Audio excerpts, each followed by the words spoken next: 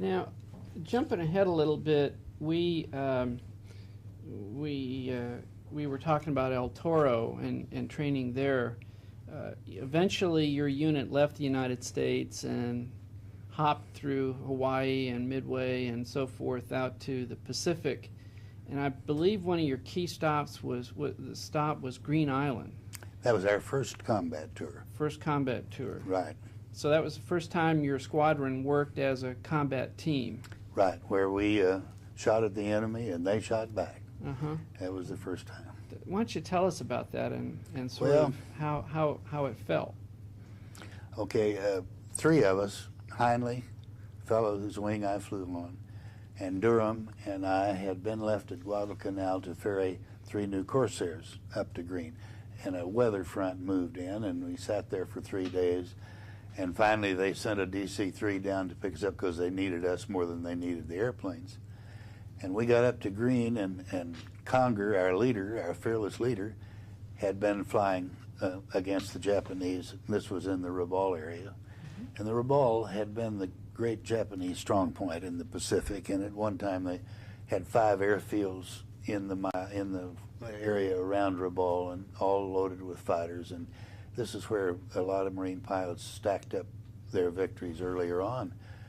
And we got there, and Congress said the next morning, we're going on an escort. We're going to escort some dive bombers into Rabaul and escort them back. And he said it's probably going to be a milk run because the Japs haven't put any planes up in some time. And so he said, this will give me a chance to show you around the area. And there were so many legends about Rabaul and Simpson Harbor, and there's songs, rival songs, and it was pretty exciting. And we got up there, and we met the SBDs, and we took them into the target, and the Japanese are not dummies, and they were firing at the SBDs, which were bombing them, and we were at different altitude and a little ways away, and they weren't even firing at us. So it was kind of interesting to watch. And then the dive bombers finished their runs, and we, Congress said, I'll give you a little tour of the coast around this area. And we were flying along, and I hear a pop, and I looked over, and about, half mile to my right, but at my altitude, was a big puff of black smoke, and I recognized that as 90-millimeter anti-aircraft around that. And the book said, when that happens, you fly toward the burst, because the gunner down there is correcting madly to get on you. He sees where he missed, and he's correcting, and so you fly toward the burst, and he'll miss you the second time. And as I'm flying toward the burst, I thought, this Japanese may have had psychology too, and he may put the second shot in the same place and hit me. Well, I got to do what they tell me to do, and I did. And he put the second burst where I had been. And then I thought, well, those people are trying to kill me. And it's kind of a funny feeling, nobody had ever shot at me before that I knew about. And I thought, I don't know whether I can get used to this or not. And we had maybe 30 minutes. We were going to meet the dive bombers we were escorting off Cape St. George. And I remembered when we were being briefed, there was a red circle around Cape St. George, and the intelligence officer said, this has been used as an alternate target so long. When Rabaul is weathered in, everybody drops their bombs here, and there isn't anything left there worth bombing. But all the anti-aircraft, and they add to it every day, is concrete in place, and they've gotten terribly good. They shot down a pilot named Robert Hansen who had 20 aircraft to his credit. He came by Cape St. George one day, and they just shot his F-4U to ribbons, and he was hot-headed, and he came back and landed his field, which wasn't Green Island but close.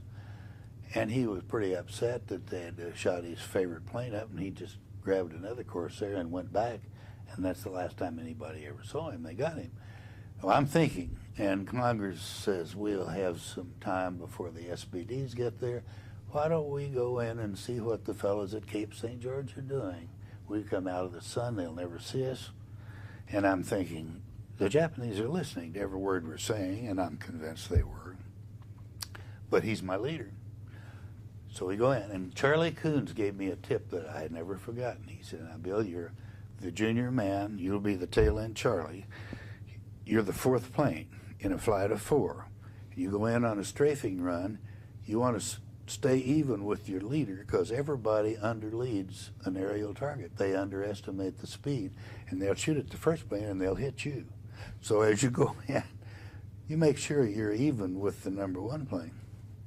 And, you know, I always did that.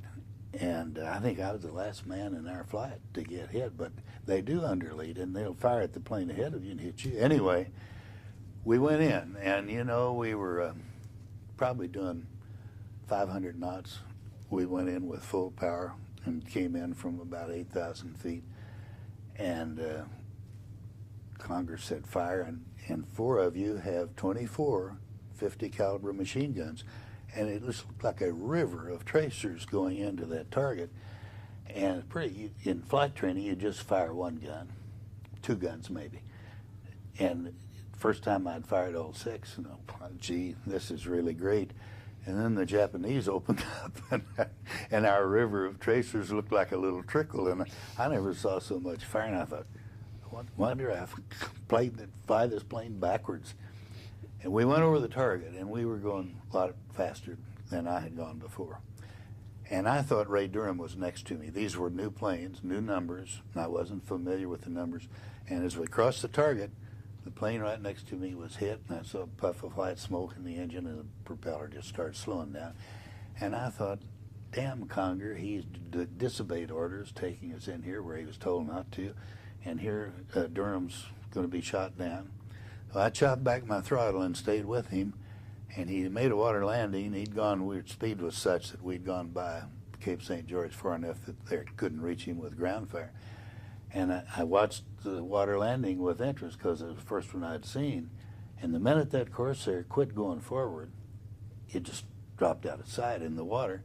And in just a second, up popped the pilot, and he had his yellow Mae West on, and Heinley went up to 10,000 feet, which was standard procedure, and flashed his, you have a little switch called an emergency IFF, and it tells the radar set back on Green Island that you've got a pilot down in the water, and it gives them a chance to get a direction on where you are.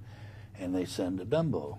Dumbo is a PBY, 5A amphibian, ugliest airplane in the world, and boy, it's sure beautiful when you're down in the water looking for a ride home. And we circled, and it seemed like forever, probably 30, 40 minutes. Here came the Dumbo and landed, and we were planning to follow the Dumbo back to the Treasury that was a little south of Green Island, but it's where the Dumbos came from. And I flew up under the Dumbo's left wing thinking the pilot would give me a signal like, your man's okay. I flew up, and Conger is flying the Dumbo, and it wasn't Durham that got shot down, it was Conger. And he gives me a big old, we called him Smiling Jack. He had beautiful white teeth, chewed gum constantly.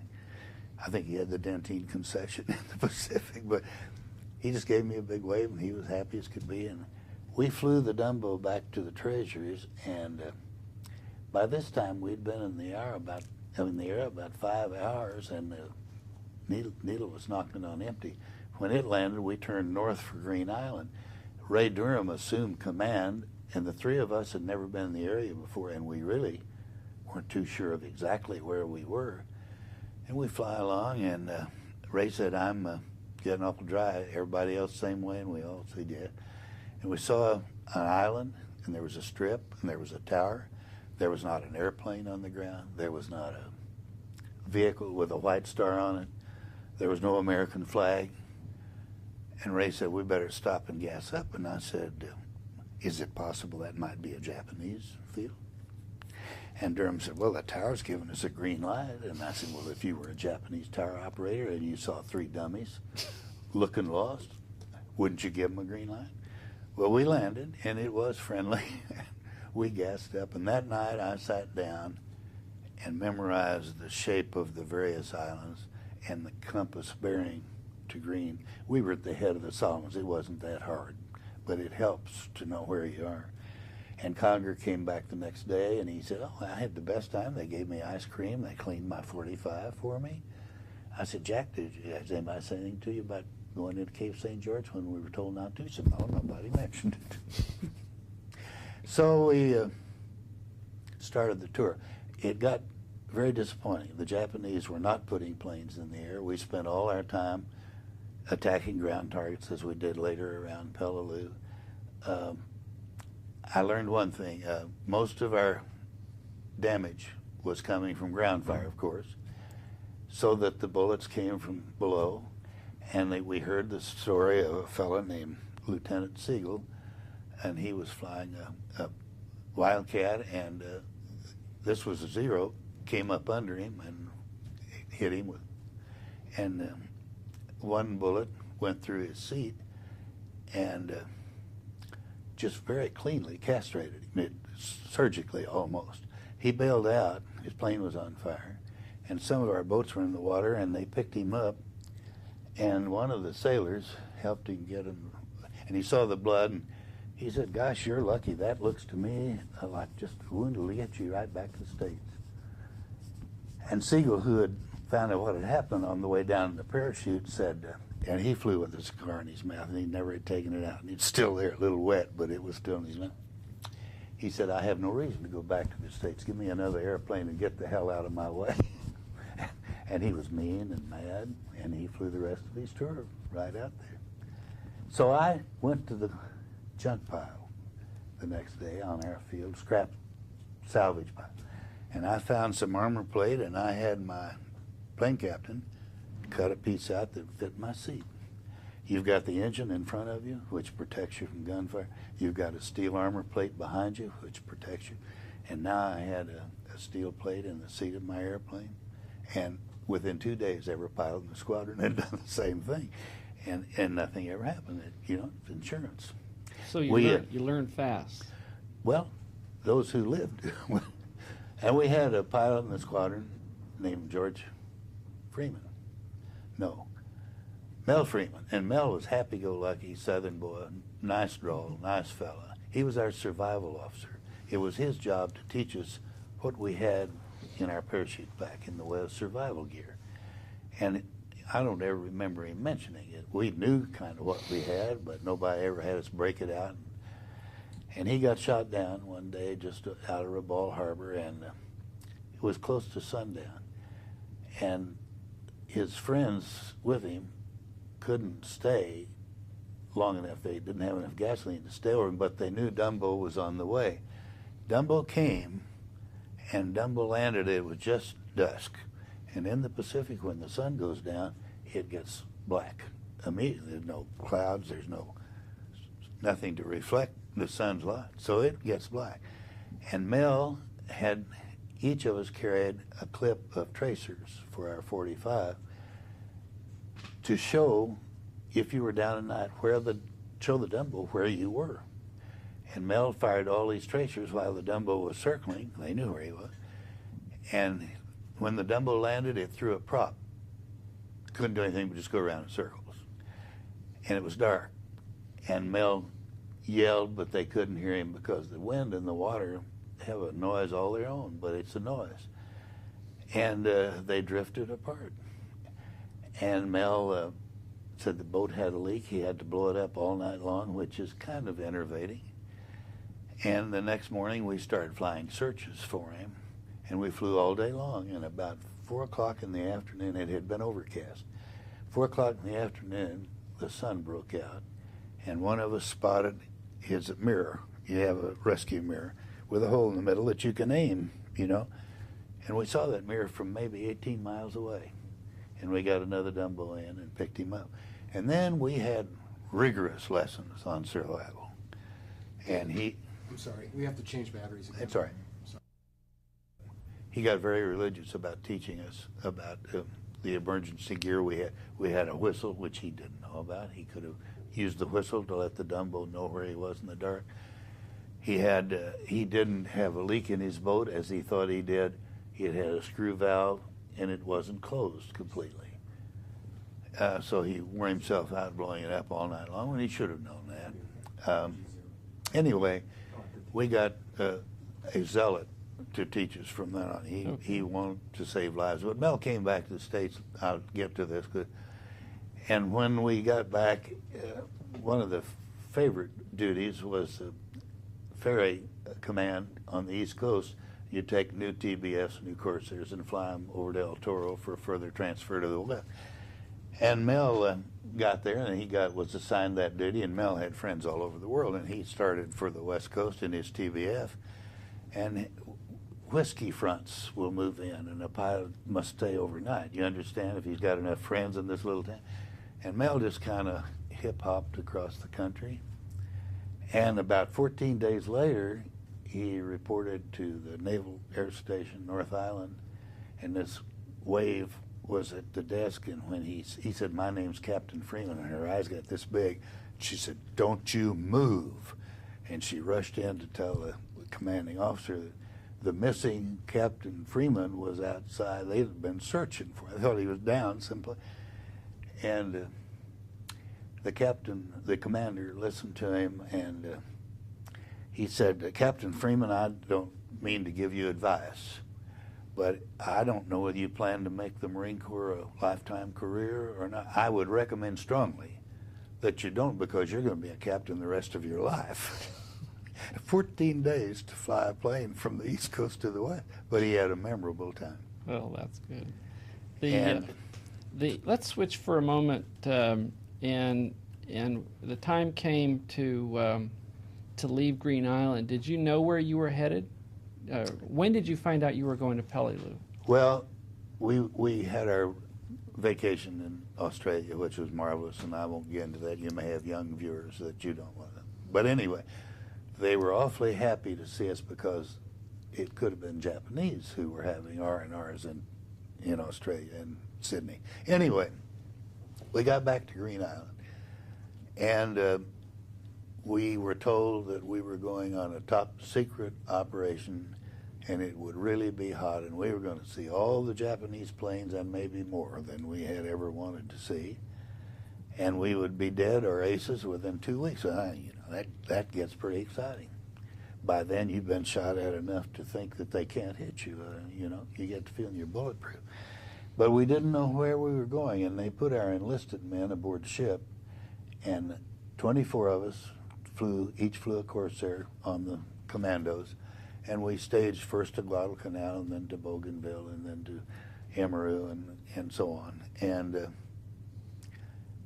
on 2 days before we got there, we were told that our goal was Peleliu. Nobody had ever heard of Peleliu. What? Peleliu.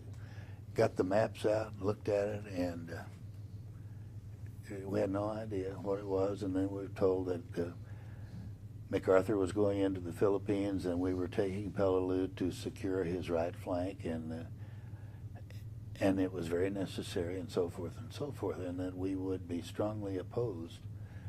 And we had to wait until the 1st Marine Division took the airstrip.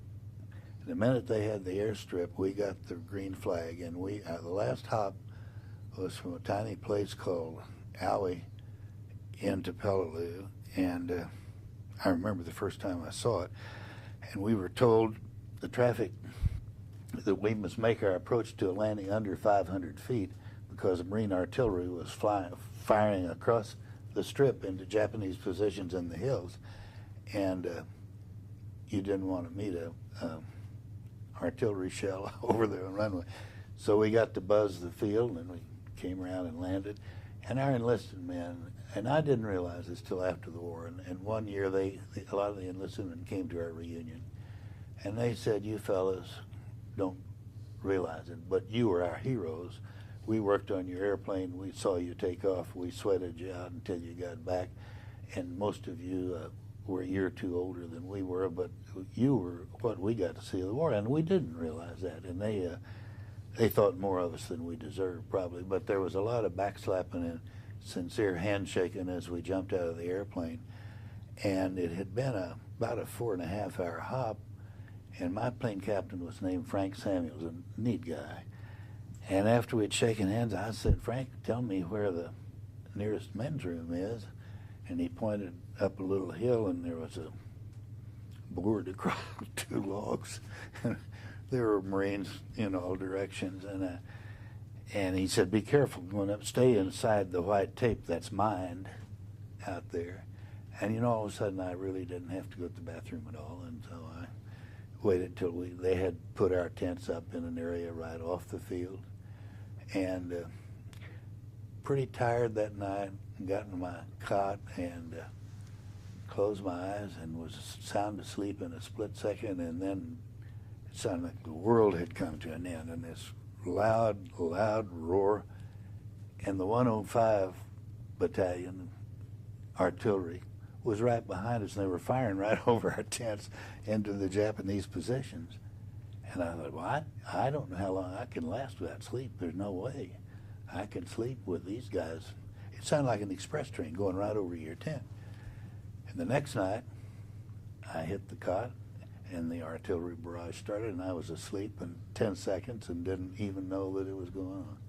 But it was pretty interesting because we could see a lot of the fighting going on in the hills, and we could see litter bearers carrying wounded Marines out of the hills and down to the aid station.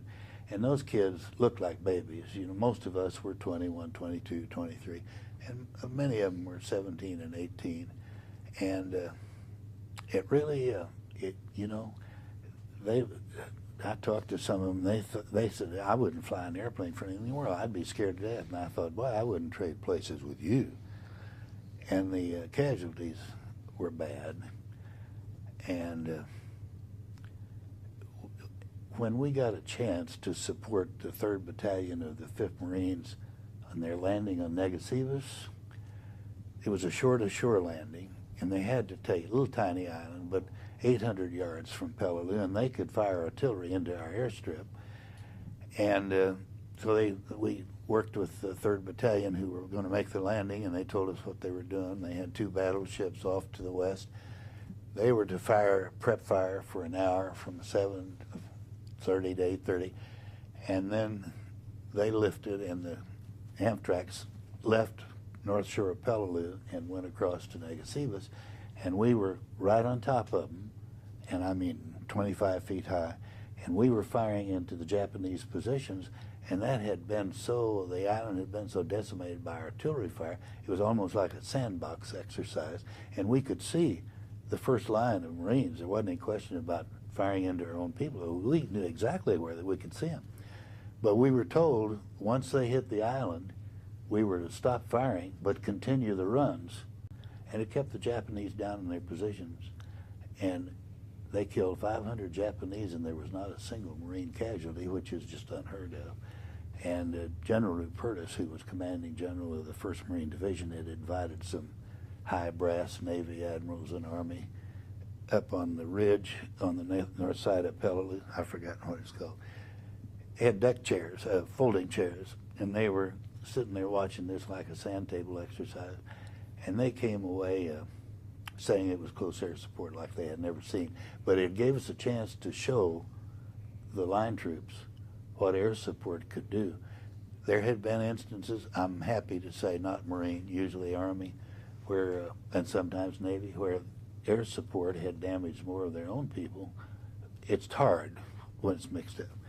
And eventually that was made even less apt to happen by putting aviators down with the ground troops who had a better handle on what an airplane could do and what they could see.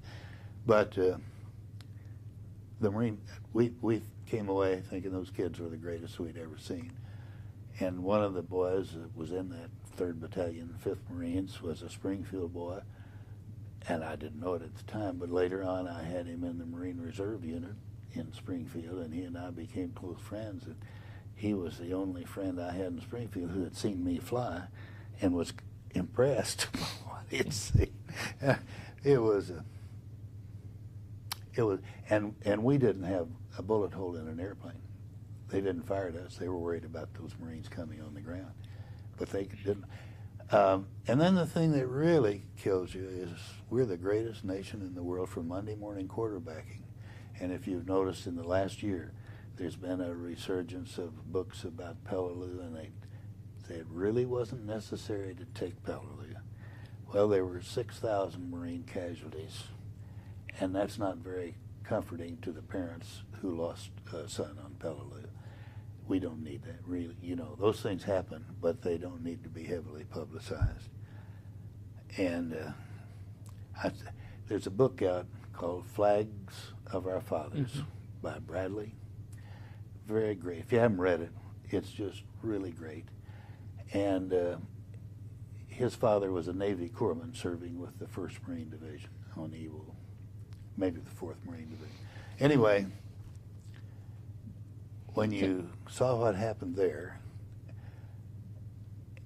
you come to the conclusion, now I don't mean to be prejudiced toward the Marine Corps, but I don't know of another service where young men will do a seemingly impossible job. In most instances, the effort is given up and the attack is called off.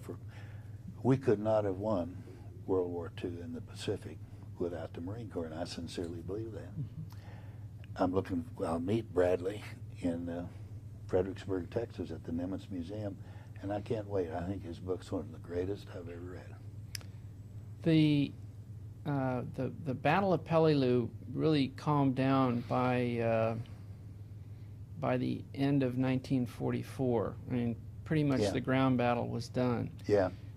What happened to the kind of duty that you did once you were done trying to suppress fire on? It was just attrition. We harassed the Japanese, and you know, it's poor war when you're trading a $100,000 Corsair for a tank that maybe cost the Japanese $800. Ground fire got better and better and better, and eventually either they ran out of tracers or they were smart enough to quit using. Tracers are a great help to the gunner, but they're also a great help to the people he's shooting at, because without tracers, you don't know you're being shot at until you're hit. And we lost, you know, all of our casualties were from ground fire, and our percentage of casualties was greater than squadrons that were fighting airplanes. And you know, every young fighter pilot wants to fight airplanes. That's what he's trained for. But I think the experience we had in supporting the ground Marines was so rewarding to think that we'd saved a lot of kids from getting hurt.